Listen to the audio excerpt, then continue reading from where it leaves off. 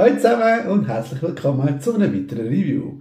Das mal vom LEGO Speed Champions 77243 im Oracle Red Bull Racing.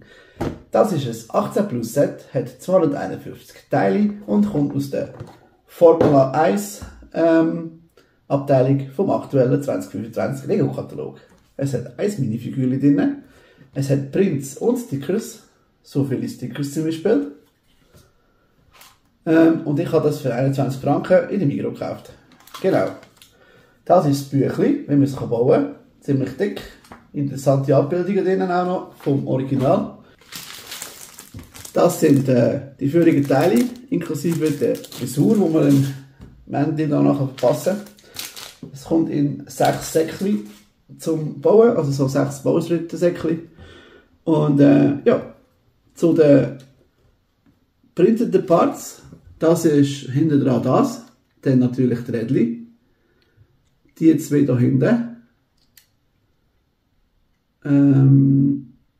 Die kleinen zwei hier auf dieser Seite, die Front, das kleine gelbe hier im Cockpit drinnen, nebst dem Mannswöckeli noch der Controller, um das Ganze zu steuern.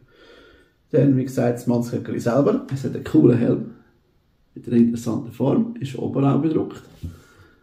Das Mannswöckeli selber hat einen Bart. Genau. Und wie gesagt, sitzt da so drin und fährt. Das Set fährt super gut. Hat Spaß gemacht zum Bauen.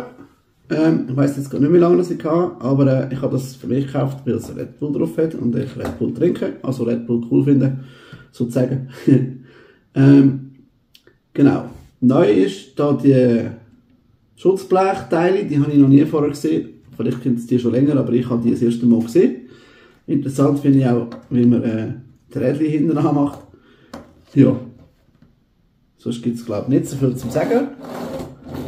Wie gesagt, hat Spaß gemacht, das zu bauen. Es wird bei mir irgendwo rumstehen, weil es so schnell so in die Stadt passt, aber mir gefällt es, wie es sonst aussieht. Darum, ich hoffe, euch hat das kurze Review gefallen. Wenn ja, lasst doch gerne ein Like da oder einen Kommentar und schaut gerne das nächste Video. Ciao zusammen!